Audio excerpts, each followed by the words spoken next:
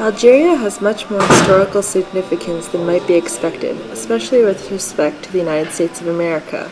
In fact, Algeria, part of the Maghreb region of northern Africa, significantly helped with our country's foundation and establishment. First, let's take a step back.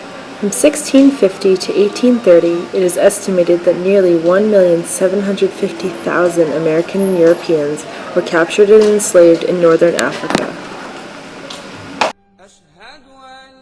Traders from Tunis, Algiers, and Tripoli, present-day Tunisia, Algeria, and Libya, were selling white slaves at the same time Europeans were selling Africans to the Americas. White slaves were treated with equal hardships and torture. However, this is almost never talked about in modern history books. So who were these people capturing American and Europeans? Well, it was the Barbary pirates. Yes, actual pirates.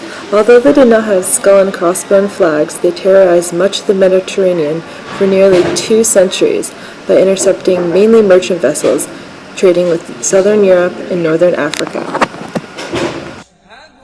Some pirates went as far north as Iceland to capture men, women, and children and put them into slavery.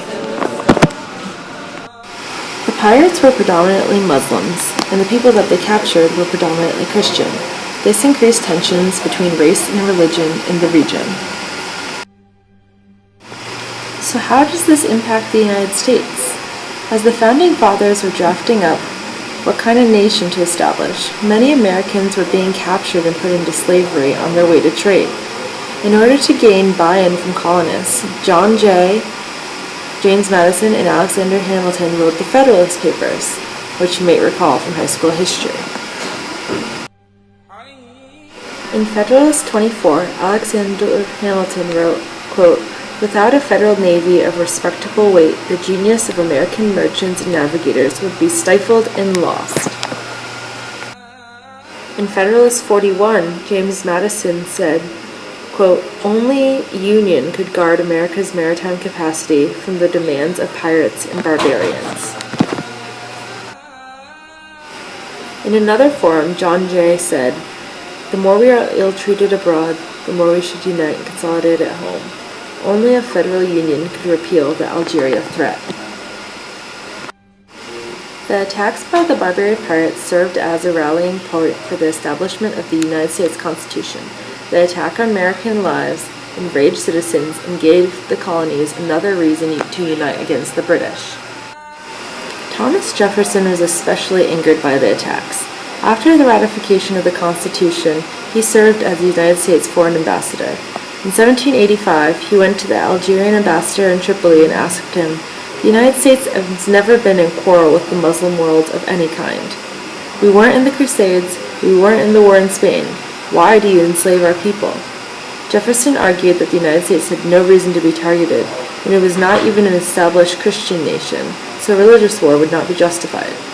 The Algerian ambassador replied, "The Quran gives us permission to do so, because you are infidels."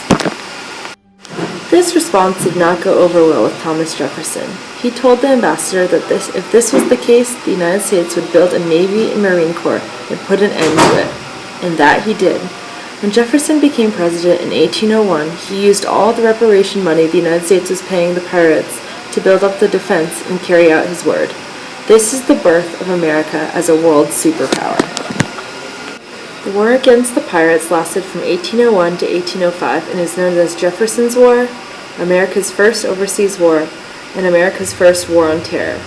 The war was a large success and opened the seas for all people.